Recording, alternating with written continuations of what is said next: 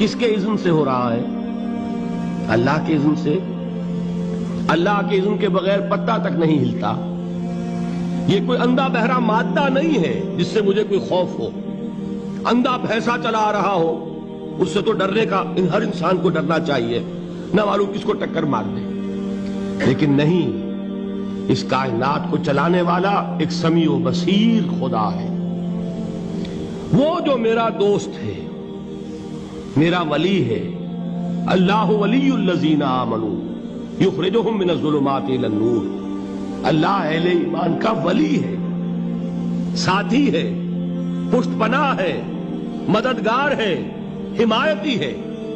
بتائیے جسے یقین ہو جائے کہ اللہ میرا مددگار، اللہ میرا محافظ، اللہ میرا پشت پناہ، اللہ میرا حمایتی، اس کے لیے کوئی خوف ہوگا؟ اس سے کوئی ڈر ہوگا؟ میں مثال دیا کرتا ہوں ایک بہت سادہ پنجاب کے دیہات کی۔ تو بڑا چودھری ہے اور کوئی غریب کسان ہے۔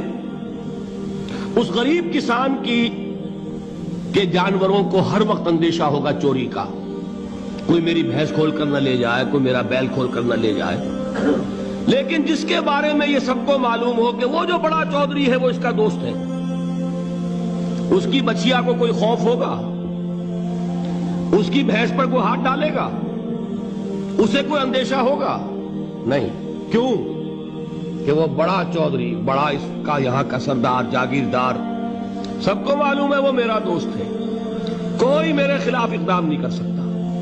اس دنیا میں یہ چھوٹی سی بات اگر آپ کے دلی اطمینان اور سکون کا باعث بن سکتی ہے تو ذرا تصور کیجئے۔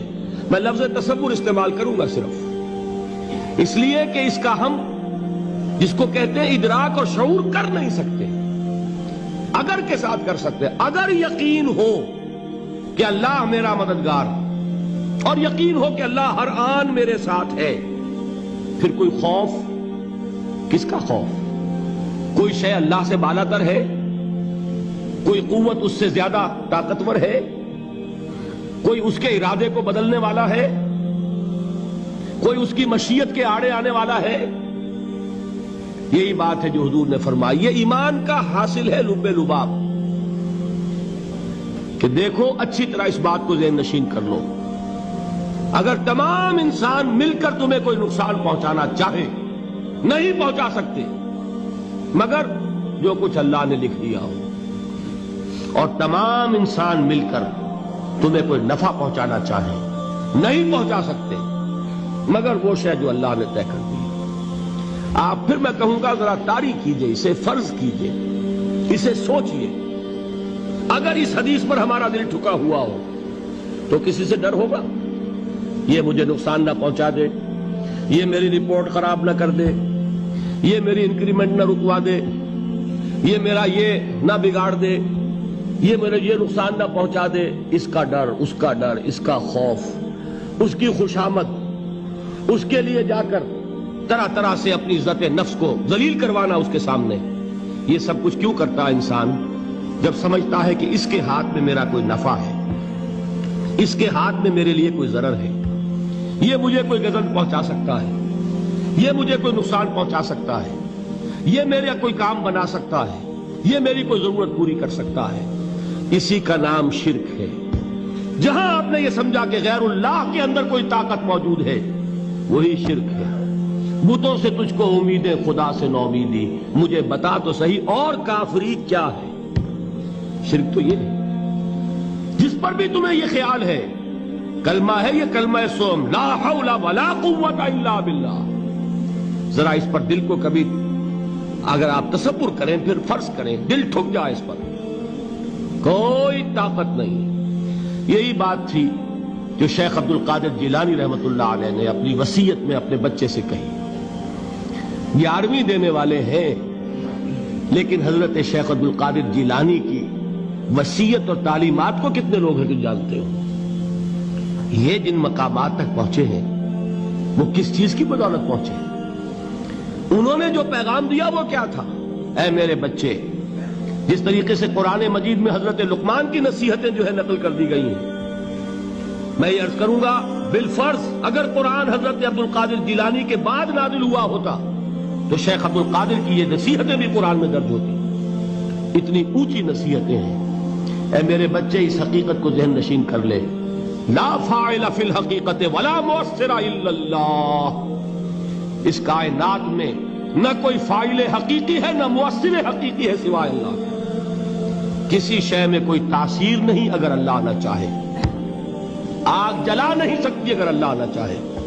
پانی ڈبو نہیں سکتا اگر اللہ نہ چاہے. زہر ہلاک نہیں کر سکتا اگر اللہ نہ چاہے. کوئی چیز فائدہ نہیں پہنچا سکتی اگر اللہ نہ چاہے.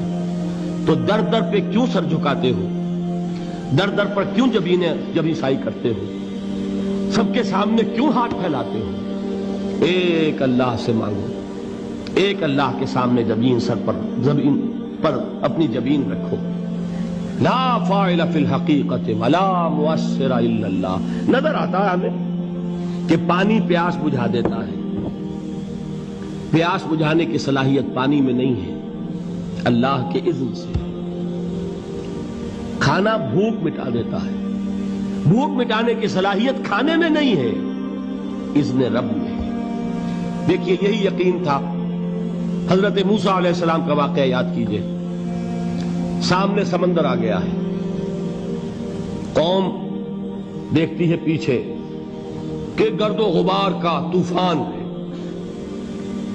معلوم ہوا کہ فرعون اپنے لشکر سمیت آ گیا ہے. لشکر جب چلتا تھا تیز رفتاری کے ساتھ تو گرد و غبار کا جو طوفان اٹھتا تھا اس کا تصور کیجئے.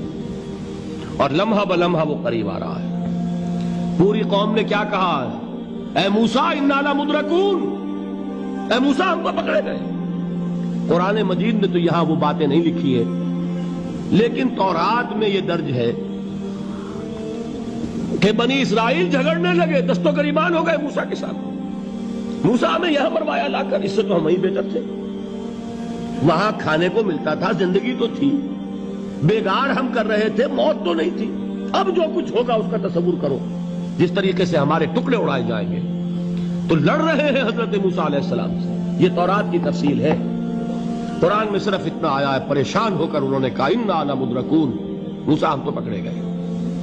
اس وقت موسیٰ کا جواب کیا ہے؟ کلا ان معی ربی سیہدین. نہیں, میرے ساتھ میرا رب ہے, وہ راستہ دے گا. بتائیے کہاں راستہ نظر آ رہا ہے؟